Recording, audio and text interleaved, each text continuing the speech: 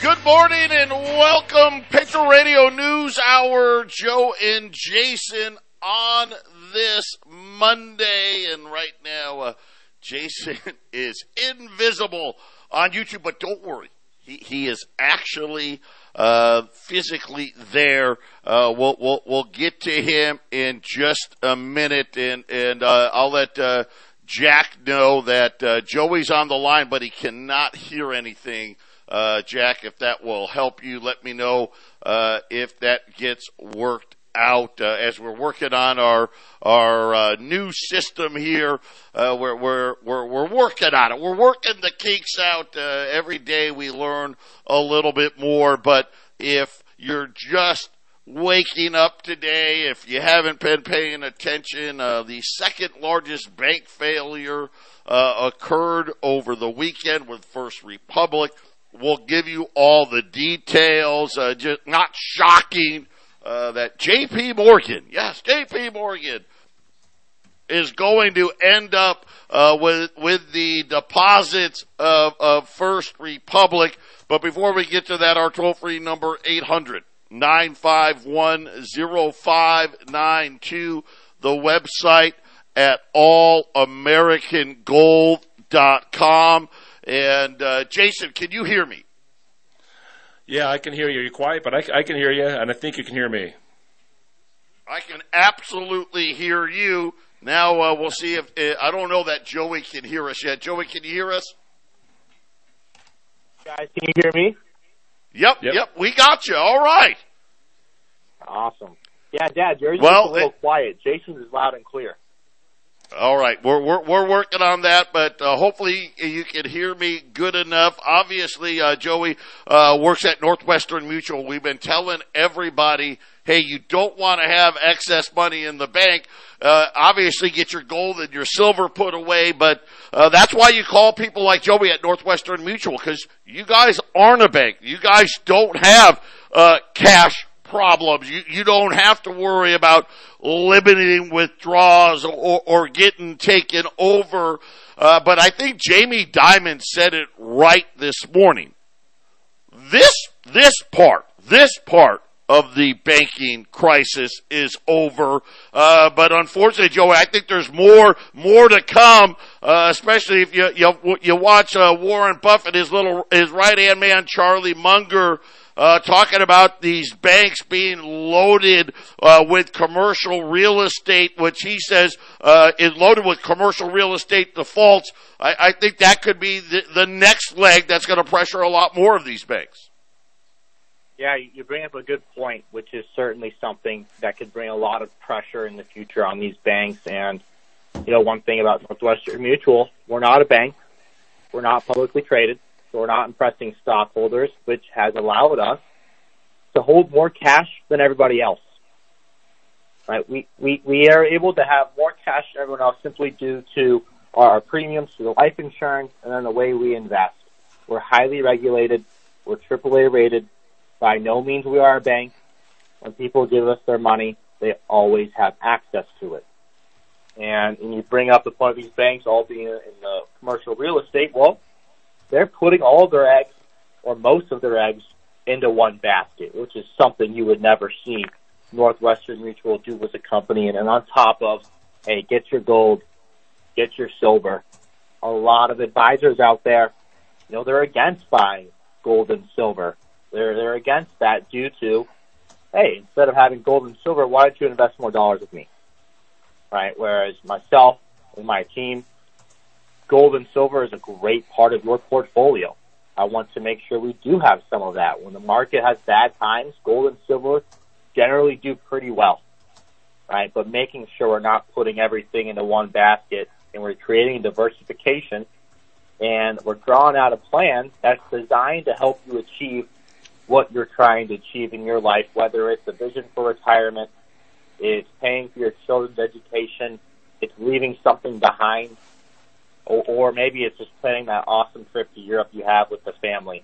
Whatever it may be, our recommendations are purely based off of what you're trying to achieve there.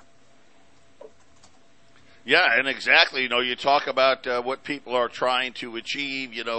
and Joey grew up here in Arizona, so he's seen it where grandma and grandpa want to be near the grandkids, right? And this is where they live, and so they get that second house. They get that winter place where, hey, where I live, it's snowing and it's cold. I'm going to be in Arizona. I'm going to be in Florida. Maybe I'm going to be in Texas. But those are all things that, if planned properly, can happen. The problem is, for most people, by the time they're even thinking about that, right, they're already in their 60s. Where, hey, if we started planning for that in your 40s or 50s, these things can get done.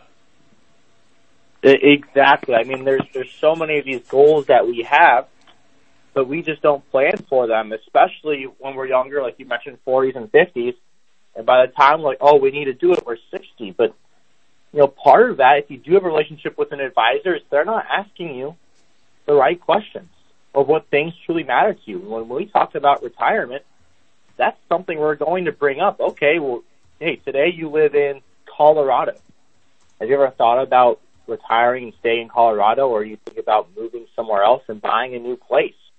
And we're making sure that we're having all of these conversations to really figure out what it is you want to achieve. Most people come to us with an idea, and we have a conversation with them just about, hey, life and what they want to achieve. And 99% of the time, something comes up, a goal of theirs that they hadn't even thought about, that they would like to implement and plan for. And it all stems from a thoughtful conversation of people, my team and I, really wanting to figure out, hey, what's making you chug and why are you going to work every day? We'll be back with more. Don't touch that dial.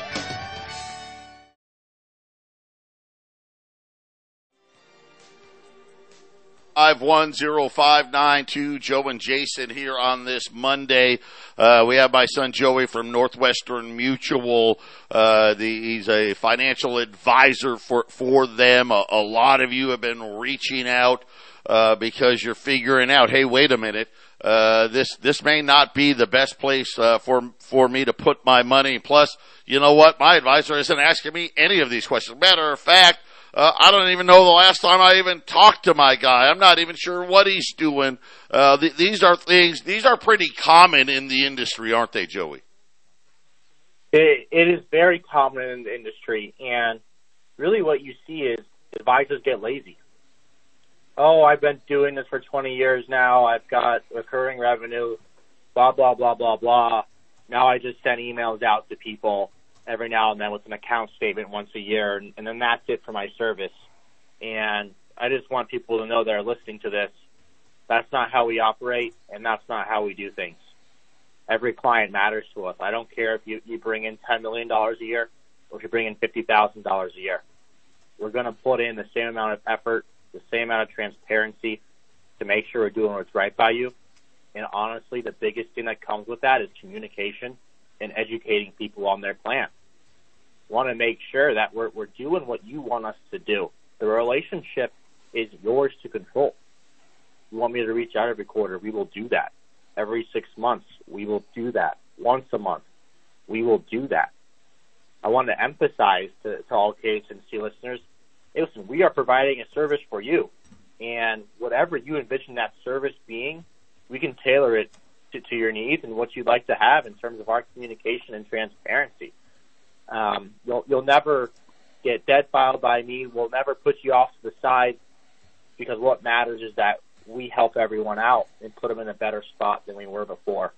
And quite often, I talk to a lot of people all the time, over 1,000 people, and it's usually the same thing with their advisor, which is, hey, I don't have a relationship with them. I've been working with him for 10 years, but we don't talk, we don't communicate. He sends me a statement once a year, and that's about it. And what I would say to you was, how do you know that plan is up to date?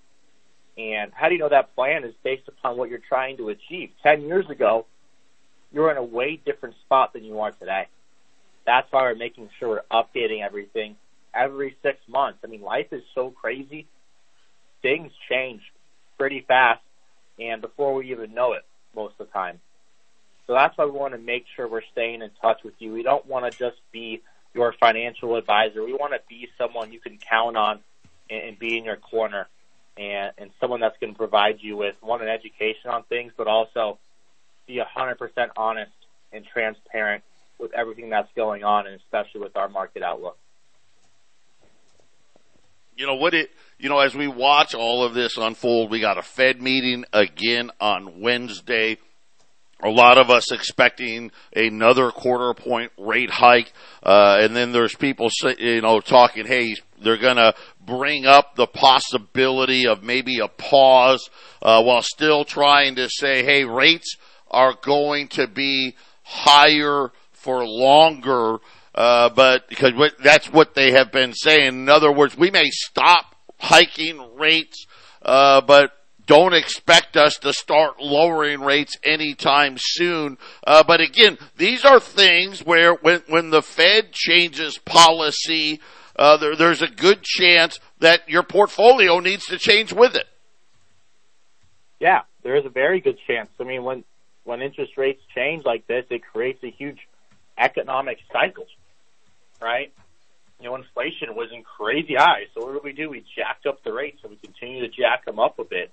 And because of that, bonds went down double digits, equities went down double digits, right? So it's making sure that we have a philosophy of planning in investments, but we're making the proper changes, which is something my team and I are doing every quarter. We're rebalancing our clients' portfolios. We're doing the cliche, buying low, selling high, rebalancing, making sure we're properly allocated. And I think the biggest thing I see with especially KHNC listeners entering retirement that work with another guy is, hey, you're chasing gains you don't need to chase. You're way too aggressive in the market, which is why you lost 25% last year. And you're 10 years away from retiring. How do you feel about that? The answer is 10 times out of 10 is terrible. They didn't get a phone call from their guy, right? So I think it's very important that, hey, you work with someone that has similar values and that has a work ethic to make sure we're putting you in the best spot possible at all times, right? I lose sleep over this stuff. I make sure we're constantly doing what's right for people. We work 12-hour days, Monday through Friday. We do weekend work as well. We just want to make sure that all of our clients are taken care of. And two, the most important thing is you have a better relationship with us than the guy you had before, right? I've had a lot of people call me, ask the reason why you're not asking that guy you've been with for 20 years. It's because he tells you the same thing over and over and over, no matter what's changed in your life, and they're not doing a comprehensive plan. They're just trying to create a transaction, right? So if you want to work with someone who's going to put in all the work, who's going to compete for your business, and who's going to be 100% transparent with everything, making sure that we're always on top of stuff and holding you accountable, shoot me a phone call, right? Let's have a discussion. Let's have a conversation. Let's see if I can be a resource for you. And you can reach me at my personal cell, which is 602-909-9048. Again, that's 602-909-9048. I'm always happy to help and listen, and I really do think the planning we're doing over here is different than everyone else, and that KHNC listeners especially will enjoy the conversation and our conservative approach to how we do our planning. Well, the funny part is you're talking about a lot of people that have been reaching out to you, and when you guys looked at their portfolio, because you guys do the planning and show people whether or not they're tracking or not. And for a lot of people, hey, you were tracking, but your advisor left you 100% in a market where the Fed was going to be destroying everybody with rate hikes, and all of a sudden you lost 25% of your money, and now you're not tracking, right? Which was something where, hey, at Northwestern Mutual, we wouldn't have allowed that to happen. We would have told you, hey, you did a great job. Way to go. We're here now. Let's make sure we stay where we need to be and not have that type of exposure. But that's all about planning. If you don't do that type of planning, you just don't know. And of course, the advisor, he's, because a lot of these guys, well, if you make more, I make more. Well, guess what? Sometimes you don't need to make more. Exactly. You don't need to make more, and there's no reason to do it. I'd rather put us in a better position where instead of losing 25, say we lost 10. You're never going to hear me say that if the market's down 25%, we're probably not going to have gains that year. Being straight up honest with you on that. But it should be down 25. It's down 10. You know what happens when it's down 10? I still get paid more than it did if it was down 25. But we've positioned you now. So when the market goes back up 20%, you're making 15, 20. Right? So it is in my best interest to do what's best for you. But these other advisors, you know what their answer is to these problems? Just give me more money every month. Give me more money every month. We'll keep buying low, and then it'll recover, and that way you're investing more with me, right? We're not going to do that. It is important that we stay disciplined, but the answer is never going to be give me more money when things go wrong. The answer is going to be how we position ourselves better in the marketplace so that your dollars are actually working for you and not against you. Joey, give out that contact information one last time. Yeah, just reach me at my personal cell. That is 602-909-9048. Again, that is 602-909-9048. If I miss your call, please leave me a voicemail or shoot me a text message, and I will get back to you at my earliest convenience, and we will go from there. But as always, it's always a pleasure to be on the show. So thanks for having me, and I hope everyone has a great rest of the week. There you have it. That's my kid from Northwestern Mutual.